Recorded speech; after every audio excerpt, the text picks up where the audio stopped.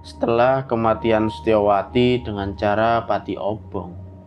Angling Darma menjalani hukuman buang untuk beberapa waktu sebagai penebusan dosa, karena Angling Darma telah mengingkari janji sehidup semati dengan istrinya sendiri.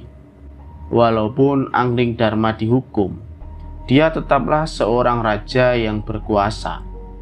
Kemudian Angling Darma menitipkan kerajaan Malwapati kepada Batik Matrim selama dia menjalani hukuman.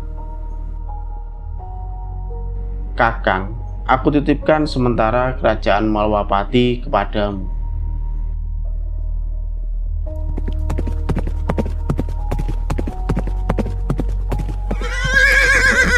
Di tengah perjalanan, Angling Darma bertemu 3 orang putri yang bernama Widata, Widati, dan Widaningsih. Ketiganya jatuh cinta kepada Angling Darma dan menahannya untuk tidak pergi meninggalkan mereka.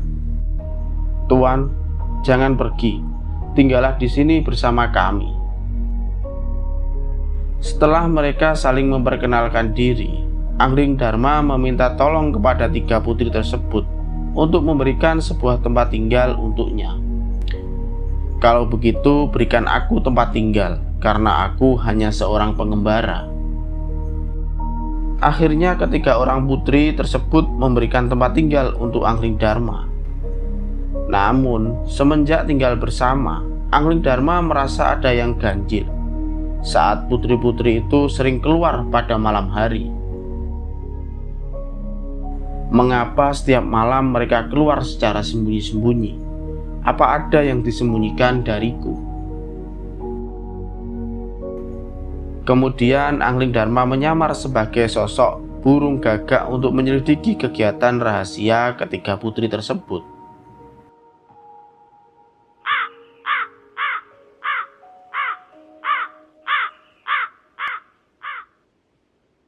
Ternyata setiap malam mereka selalu berpesta makan daging manusia. Akhirnya kecurigaan Angling Darma sudah terbukti. 3 orang putri tadi merupakan penyihir yang suka memangsa manusia sebagai makanannya.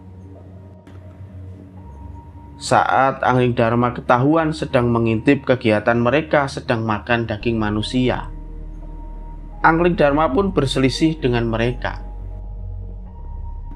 "Oh, rupanya kamu telah mengetahui siapa kami sebenarnya. Aku tidak menyangka, rupanya kalian seperti ini. Sebenarnya aku sudah curiga sejak lama." Namun kekuatan Angling Darma masih dapat dikalahkan oleh 3 orang penyihir tersebut. Akhirnya ketiga putri tadi mengutuk Angling Darma menjadi seekor belibis putih. "Jadilah kau seekor belibis dan pergilah dari sini," ucap ketiga putri tersebut.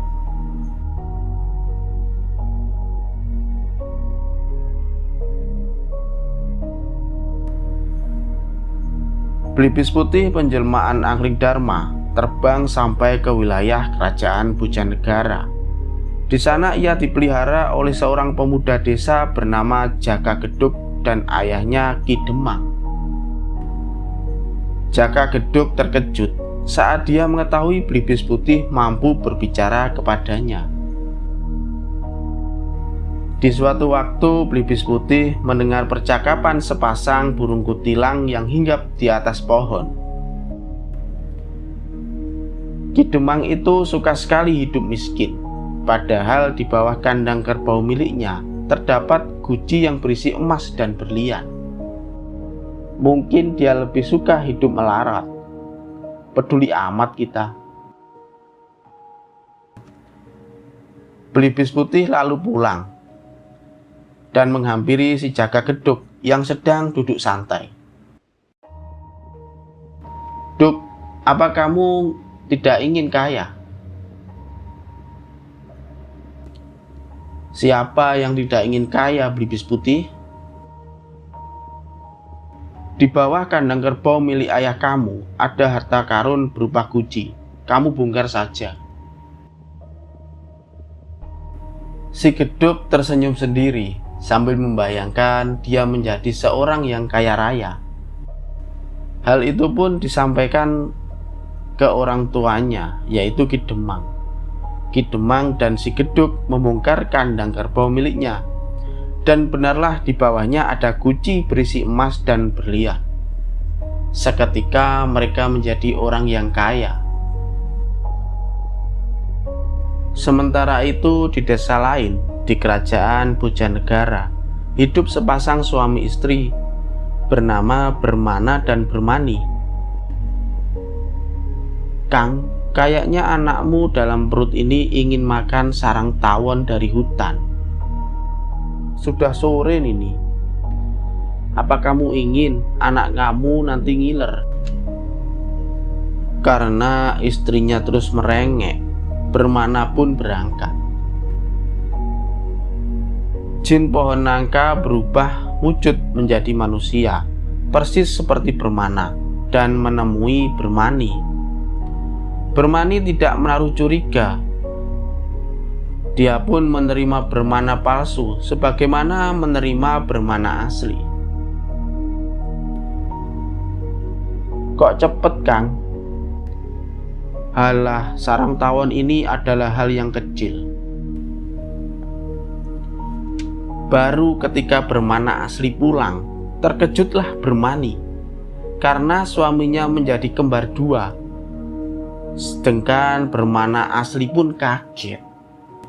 "Loh, siapa kamu? Kok mirip sekali denganku?" Dua orang kembar ini tentu saja bertengkar, menyatakan dirinya yang Bermana asli. Sedangkan istrinya jadi bingung untuk memilih mana suaminya yang asli. Kasus ini pun menggegerkan kerajaan Bojanegara. Tidak ada seorang pun yang sanggup memecahkan kasus ini.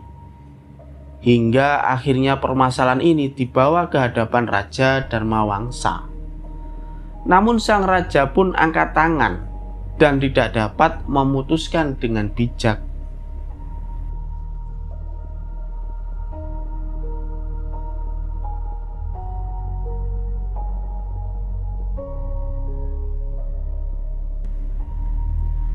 Pengumuman, siapapun yang bisa memecahkan kasus yang rumit yang baru-baru ini terjadi, maka akan diangkat menjadi jaksa kerajaan.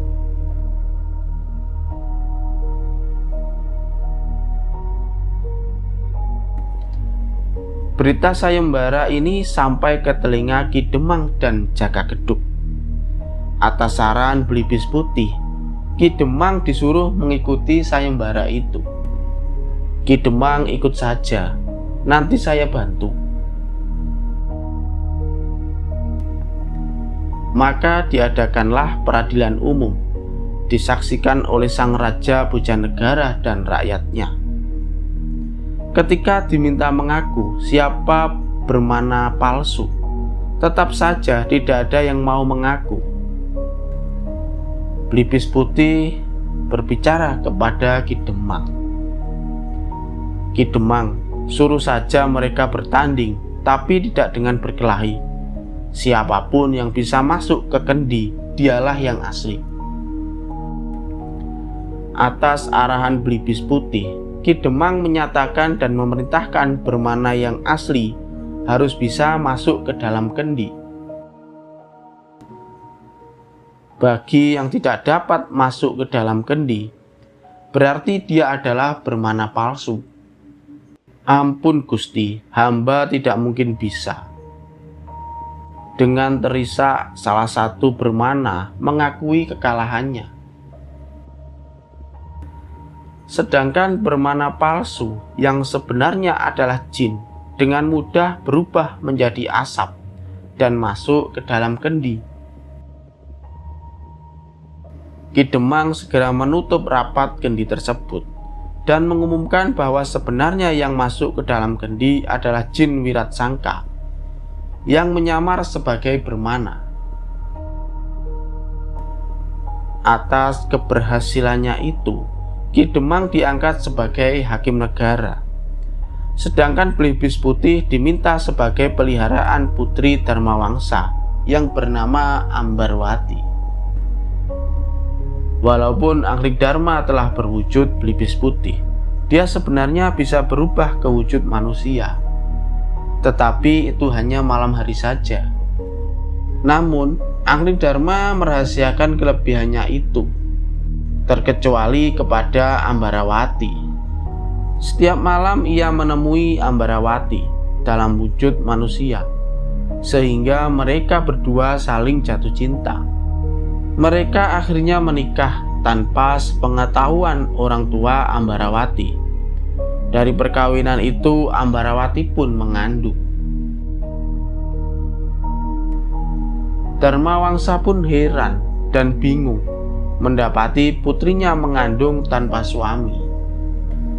Jujurlah kamu, Ambarawati, siapa yang telah melakukan perbuatan itu kepadamu? Dewi Ambarawati diam, tidak berani menjawab pertanyaan ayahnya.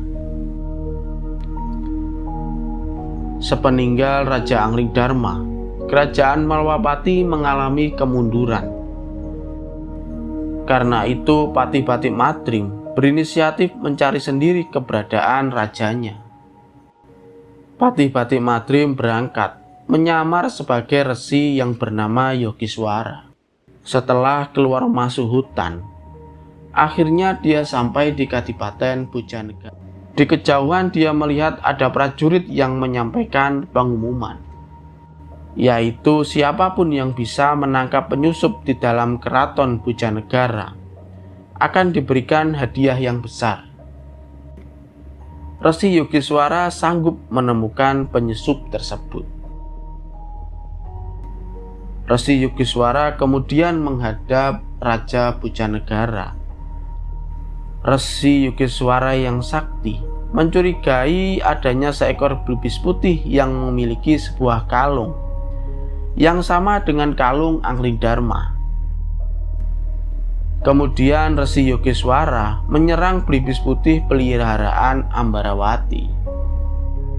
Setelah melalui pertarungan yang sengit, Belibis Putih kembali ke wujud semula, yaitu Angling Dharma. Sedangkan Resi Yogiswara berubah menjadi Patih Batik Madrim. Keterlaluan kamu, Kakang Madrim. Kamu berniat sekali membunuhku. Maafkan hamba, Gusti, karena hamba hanya ingin membuktikan kalau memang yang di depan hamba adalah benar-benar Raja Angling Dharma. Kalau dia orang yang menyamar, pasti dia tidak akan bisa mengalahkan hamba. Kedatangan Batik Madrim yang sebenarnya adalah untuk menjemput Angling Dharma yang sudah habis masa hukumannya. Raja Dharmawangsa justru menerima perlakuan Angling Dharma terhadap putrinya dan merestui hubungan mereka. Sehingga Raja Dharmawangsa melakukan acara pernikahan yang besar untuk menyambut Angling Dharma. Angling Dharma kemudian membawa Ambarawati pindah ke Malawapati. Dari perkawinan mereka akhirnya lahir seorang putra yang bernama Angling Kusuma. Angling Kusuma akan menjadi penerus raja di kerajaan Bojanegara menggantikan kakeknya,